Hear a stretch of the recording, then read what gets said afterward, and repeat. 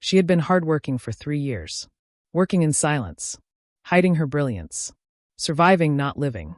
Then, in one moment, she spoke 2 words that would save a billionaire's life and nearly end her own.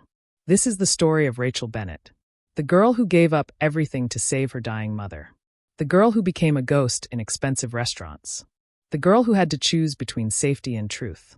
And when she chose truth, everything exploded. This story has betrayal, bullets, and a love that was built in the ruins of lies. It has a woman who was told to stay quiet, and a man who learned to listen.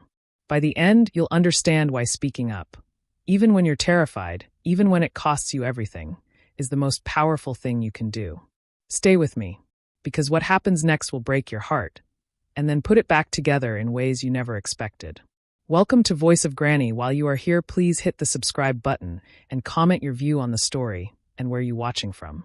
You know that feeling when you're in a room full of people, but nobody really sees you? That was Rachel Bennett's entire life. And honestly, she'd worked hard to make it that way. 24 years old, standing in the corner of London's most exclusive restaurant, wearing a uniform that might as well have been an invisibility cloak. White shirt pressed so crisp it could cut paper.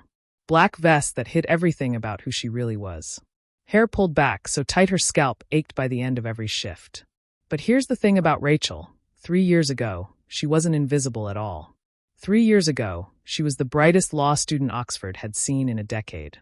Professors fought over who would supervise her dissertation on international contract fraud. Top law firms were already courting her with promises of corner offices and 6-figure starting salaries. Then her mum had a stroke. A massive one. The kind that changes everything in a single heartbeat. Suddenly, Rachel's future didn't matter anymore. What mattered was keeping her mum alive. What mattered was paying for the private rehabilitation that insurance wouldn't cover. What mattered was the experimental treatments that cost more per month than most people earn in a year. So Rachel made a choice. She walked away from Oxford, ignored the desperate emails from her professors, deleted the messages from law firms, put her dreams in a box and buried them deep. Because the Sterling, this 5-star restaurant where prime ministers dined and billionaires made deals that moved markets, paid more in 3 months than any graduate law position would pay in a year. And her mum? Her mum was still alive, still fighting, still doing physiotherapy 3 times a week, slowly regaining the ability to speak, to move, to be herself again. That's what mattered. Not Rachel's brilliant legal mind. Not her photographic memory for contracts and case law. Not the fact that she could spot a fraudulent clause from across a room. For 3 years, she'd been invisible. And she'd been okay with that. Until tonight. Tonight, everything was about to change. The evening started like any other. November rain hammering against the windows of the Sterling, turning the London streets into rivers of reflected light. Inside, crystal chandeliers cast warm glows over tables where the world's most powerful people conducted business over wine that cost more than Rachel's monthly rent used to be. Bennett, Mr. Harrison, the restaurant manager, appeared beside her. His voice had that particular edge that meant something important was happening. Private suite, 3rd floor. 7 o'clock sharp. Mr. Blackwood does not tolerate mistakes. The name meant nothing to Rachel. She'd been successfully invisible for 3 years. She didn't know who was who in the world of money and power. But she saw the kitchen staff exchange nervous glances. Saw the sous chef actually cross himself. At precisely 7 o'clock, Rachel presented herself at the 3rd floor security checkpoint. A man the size of a building scanned her with a metal detector and waved her through without a word. The private suite was breathtaking. All dark wood paneling and floor-to-ceiling windows overlooking the Thames. A single table, set for 6, dominated the space like an altar. At 7 on the dot, he arrived. Alexander Blackwood, 36 years old. Self-made billionaire. The kind of man who'd built an empire from nothing and looked like he'd fight anyone who tried to take it from him. Dark suit that probably cost more than a car. Sharp features. Eyes that saw everything. He moved into the room like he owned it. Which Rachel later learned he actually did. He owned the building. Half the block, really. With him came an entourage. An older gentleman in glasses. A sharp-looking woman carrying a leather briefcase. 2 younger men in suits who were clearly security despite their polished appearance. Rachel poured water, still not sparkling, and melted into the corner. Invisible. That's what she was good at. At 7:15, the other guests arrived. An American businessman named Richard Sterling, all expensive teeth and fake warmth. With him was Dr. Patricia Ashworth, a severe British woman clutching a portfolio like it contained state secrets. Mr. Blackwood, Sterling's voice was smooth as oil. Tonight will change everything for your family's legacy. Alexander's handshake was brief, controlled. Show me. Dr. Ashworth placed her portfolio on the table with ceremony. Inside, nestled in protective foam, was a document that made Rachel's legal training sit up and take notice. It was old. Really old. Parchment, yellowed with age, covered in dense handwritten text. An elaborate wax seal at the bottom, red and ornate. The Blackwood Charter of 1823, Dr. Ashworth announced. Signed by King George IV himself, granting your ancestor, Thomas Blackwood, hereditary rights to coal mining operations across Yorkshire. Authenticated by the British Museum, the Royal Historical Society, and Cambridge University. Rachel was supposed to be arranging bread plates. Instead, every instinct honed by 3 years of law school was screaming at her. Sterling continued smoothly. With this document, you have legal standing to reclaim mining rights worth an estimated £400 million. All you need to do is sign the contract and transfer the purchase price. Rachel's hands trembled slightly as she set down the water pitcher. She knew this type of document, had studied hundreds like it during her contract fraud module. Historical property grants, mineral rights, the evolution of British land law. And something about this one was wrong. The language, the phrasing, the legal terminology.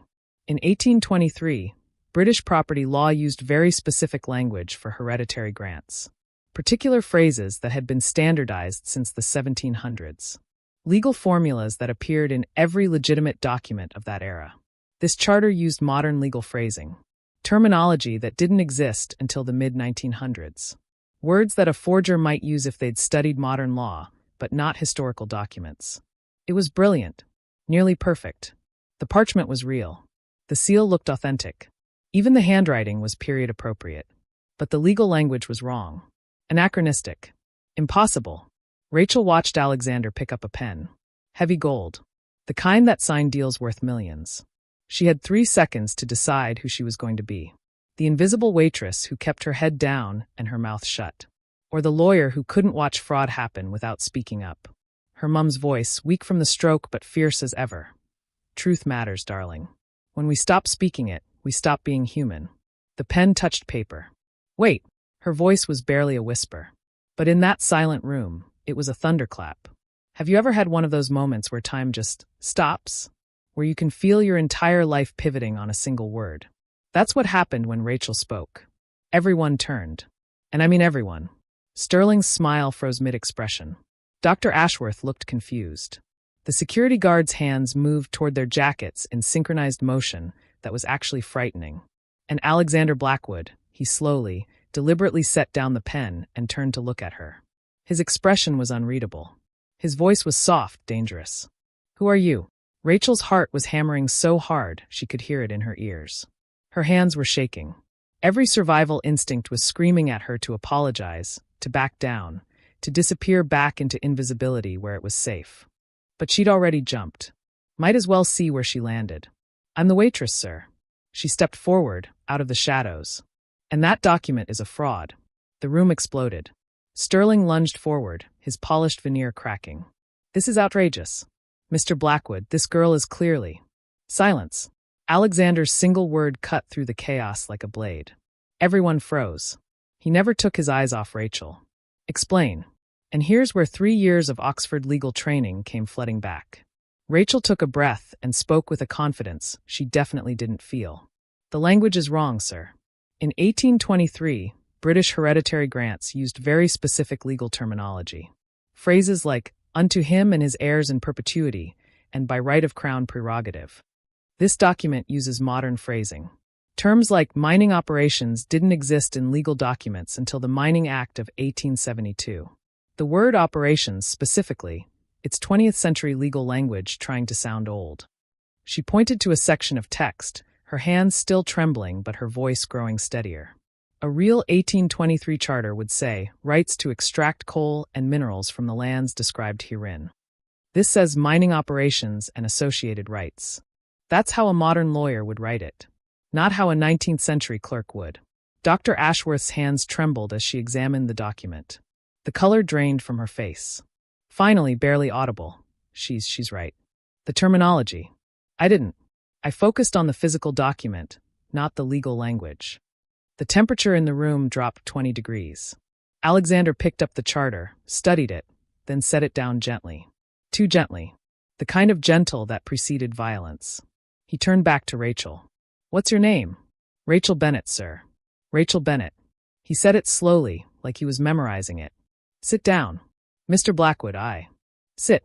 Not a request. Rachel sat. The chair was obscenely comfortable, which somehow made this worse.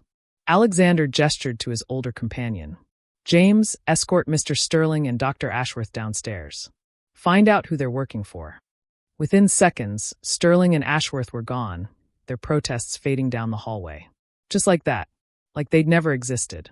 Suddenly Rachel was alone with Alexander Blackwood, and the reality of what she'd just done crashed over her like a wave. He poured wine. Expensive wine. The kind Rachel had served but never tasted.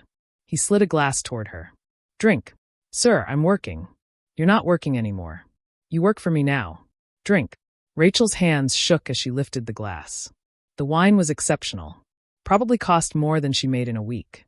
"For 3 years, Alexander said, his voice quiet but intense, "you've been invisible in this restaurant. Tonight, you stepped into the light." "Why?" Rachel thought about lying. About giving some noble answer about justice and integrity. But something about this man made her think he'd know. He'd see right through it. "Because I couldn't watch someone be cheated," she said simply. "I spent 3 years at Oxford studying contract fraud. 3 years learning to spot the lies people hide in legal language. And I couldn't watch it happen. Even if it cost me everything." Something flickered in his eyes. Recognition. Respect. "What do you want, Rachel Bennett?" "My job back. My mom needs treatment. She had a stroke 3 years ago. The rehabilitation costs," her voice caught. "I need the money." He pulled out his phone. Typed something. "You don't work for Harrison anymore. You work for me. Contract analysis. Due diligence. Finding the lies in legal documents." He leaned forward. "I need someone who sees what everyone else misses." "What does it pay?" His lawyer slid over a paper. The number made Rachel choke on her wine. That's per month, right?" "Per week. Plus full medical coverage. Any treatment, any doctor, anywhere in the world." Rachel stared at him. This was insane. This didn't happen in real life.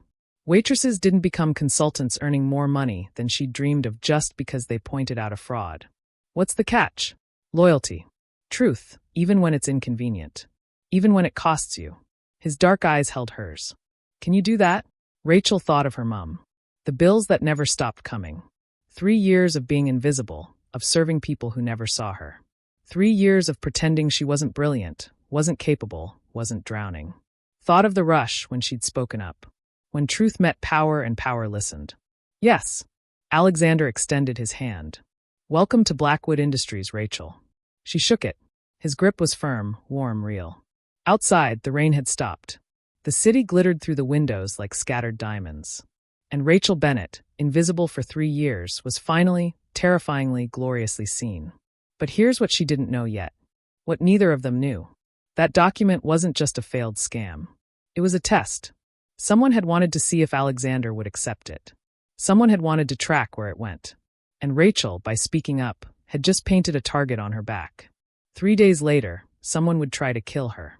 And everything she thought she knew about Alexander Blackwood, about truth, about safety, about the cost of being seen, was about to change forever.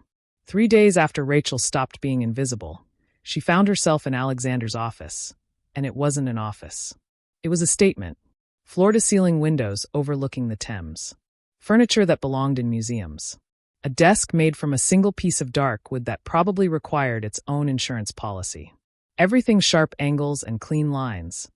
The aesthetic of someone who'd eliminated anything soft from their life as a matter of survival. "So," Rachel said, reviewing documents on her laptop, "you've acquired 47 historical documents in the last 2 years. And I've found problems with 14 of them."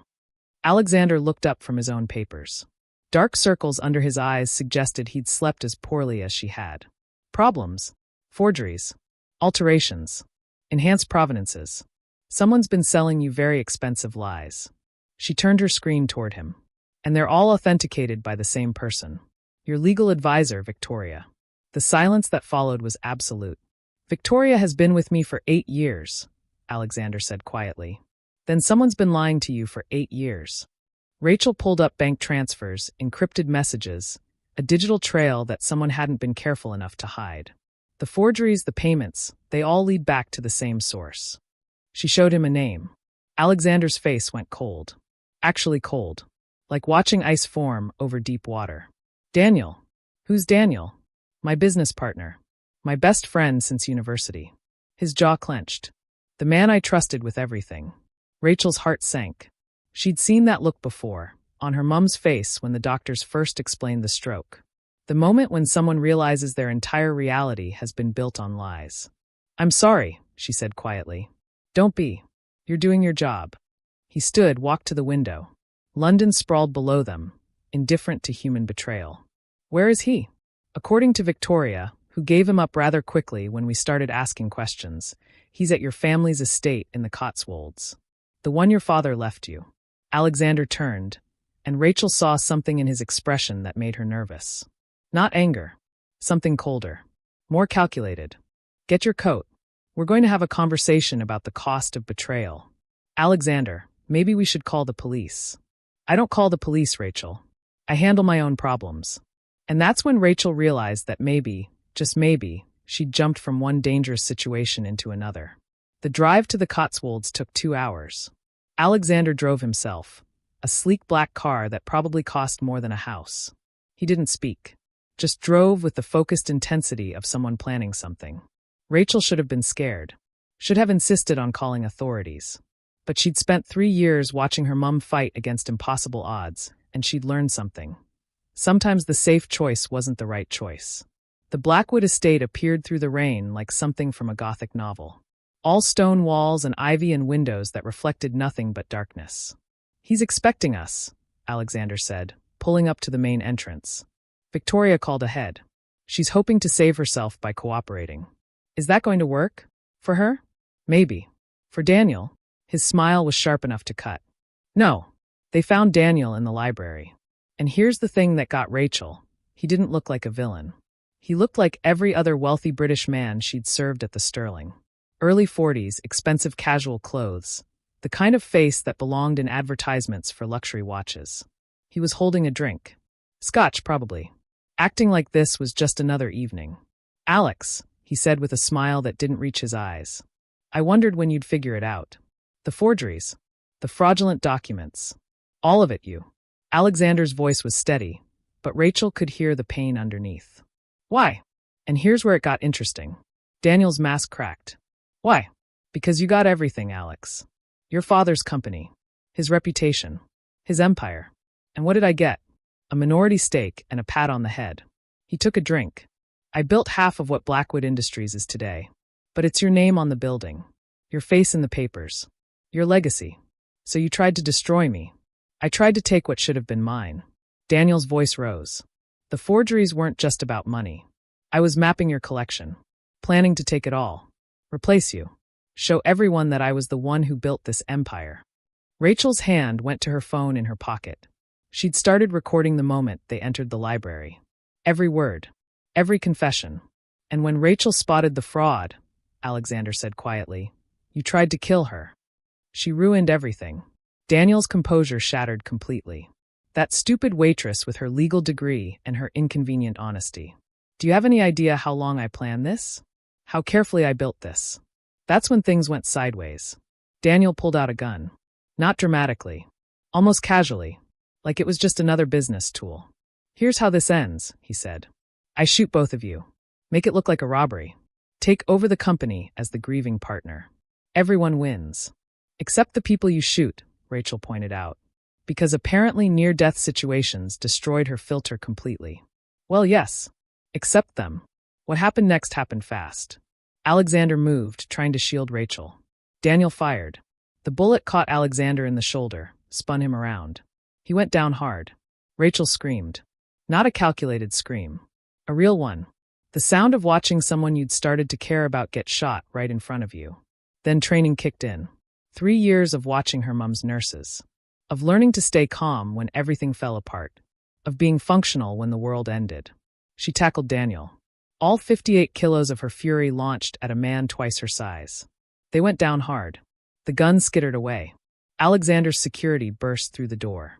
They'd been waiting outside. Of course they had. Alexander didn't walk into danger unprepared. But Rachel didn't care about Daniel anymore. She was crawling to Alexander, her hands finding the wound, applying pressure. "You're okay," she said, her voice shaking. "You're going to be okay. Stay with me." His eyes opened. Found hers.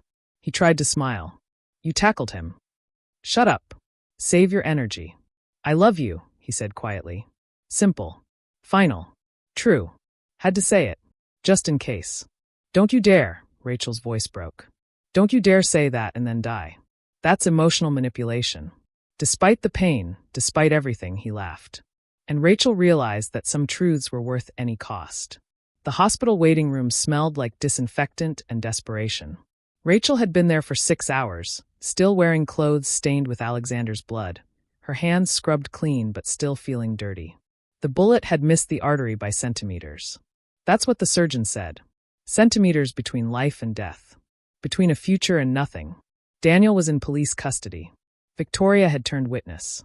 The fraud scheme, it turned out to be bigger than anyone imagined. 23 forged documents. Multiple buyers across Europe. A network that had been operating for 5 years. And Rachel? Rachel was the key witness who'd exposed it all. Her recording from the library. Her analysis of the documents. Her testimony about the attempted murder. The newspapers were calling her a hero.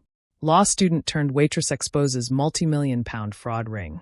Woman saves billionaire from best friend's betrayal. She'd ignored them all. Because heroes didn't sit in hospital waiting rooms, terrified, replaying the moment when someone they loved got shot protecting them. "Ms. Bennett." She looked up. The surgeon. Still in scrubs. "He's awake. Asking for you." Rachel's legs nearly gave out with relief. Alexander's private room was on the top floor. Of course it was. With windows overlooking London and equipment that probably cost more than most people earned in a lifetime. He looked terrible. Pale, bandaged, connected to machines that beeped reassuringly. But alive. Definitely alive. "You look awful," Rachel said, sitting in the chair beside his bed. "You're still the worst at bedside manner." His voice was rough but warm. "Did they get him?" "Daniel's arrested. Victoria's cooperating. The whole fraud network is unraveling." She took his hand carefully, avoiding the 4-line. "It's over." "It's not over." His eyes held hers. "I meant what I said in the library. Before I got shot and ruined the moment."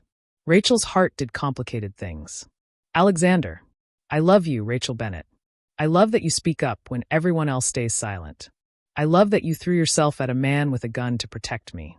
I love that you're brilliant and brave and terrible at accepting compliments. I didn't protect you. You got shot. You saved my life. Again." He squeezed her hand gently.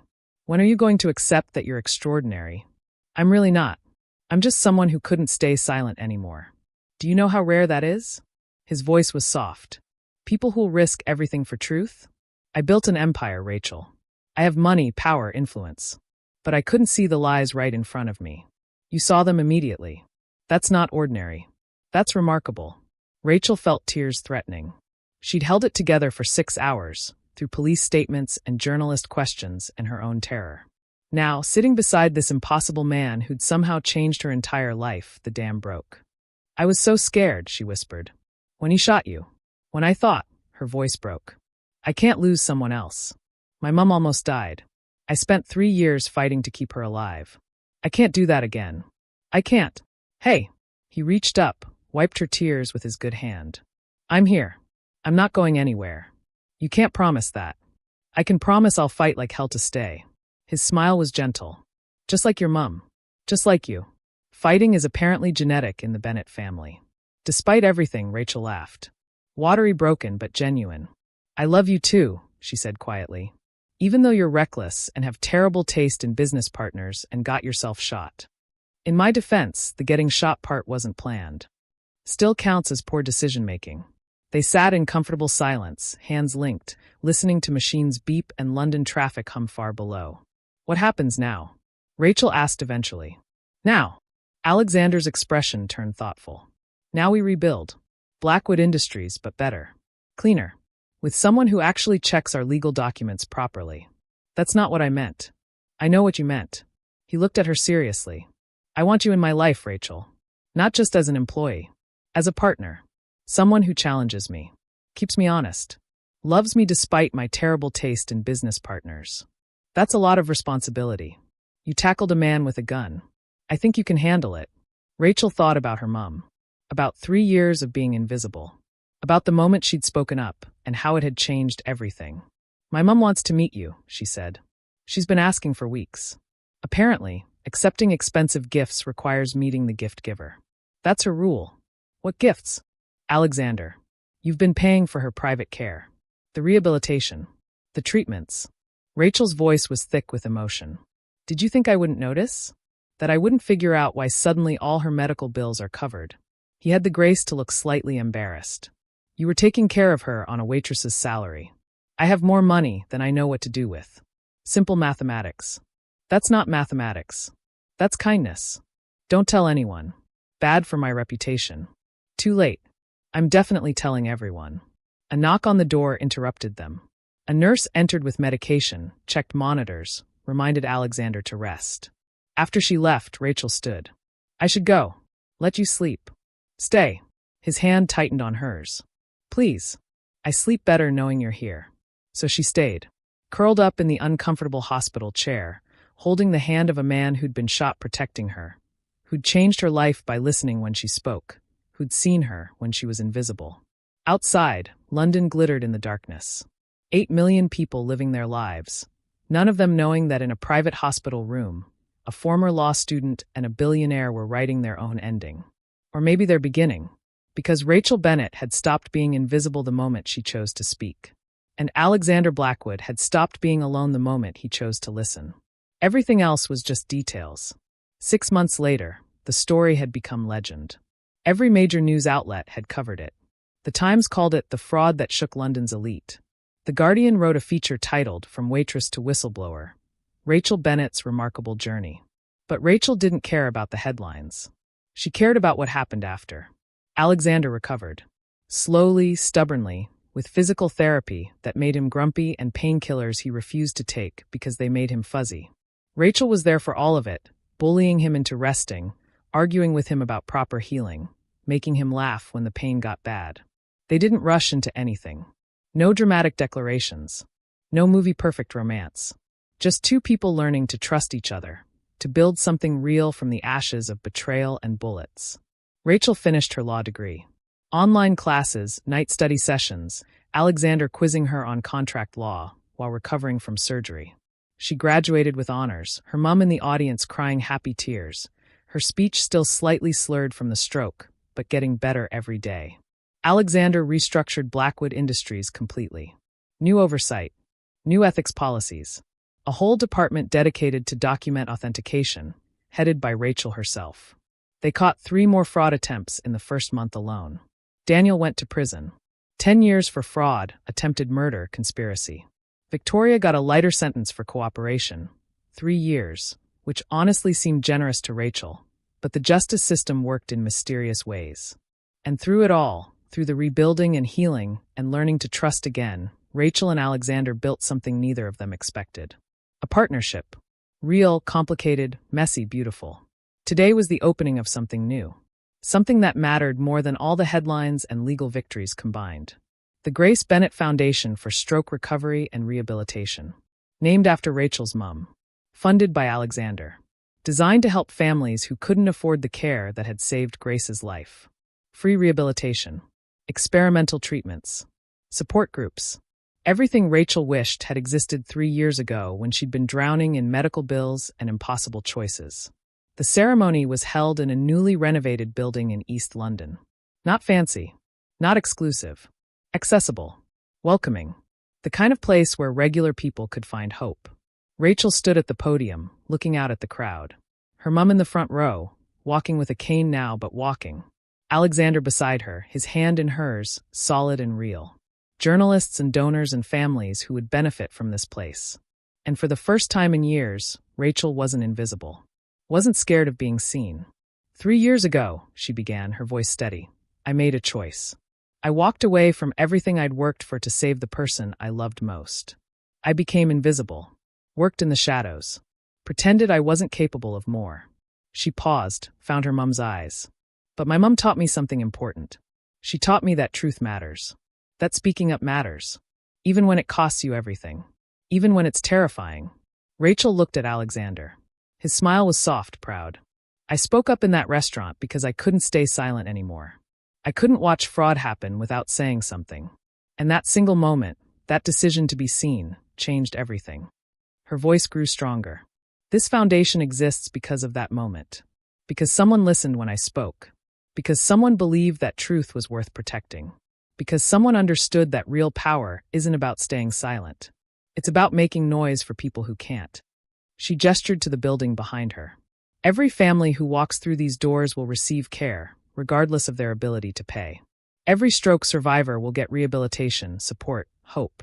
Because no one should have to choose between their dreams and saving someone they love. No one should have to become invisible to survive. The applause was thunderous. Genuine. Rachel saw people crying. Saw her mum openly weeping with joy. Saw Alexander looking at her like she'd hung the moon. After the ceremony, after the photos and handshakes and promises, Rachel and Alexander escaped to the rooftop. London spread out before them, the Thames glittering in the afternoon sun. You were brilliant, Alexander said, pulling her close. I was terrified. You're always terrified. You just do it anyway. He kissed her forehead. That's what makes you extraordinary. We're really doing this, aren't we? Rachel asked. The foundation. The new company ethics.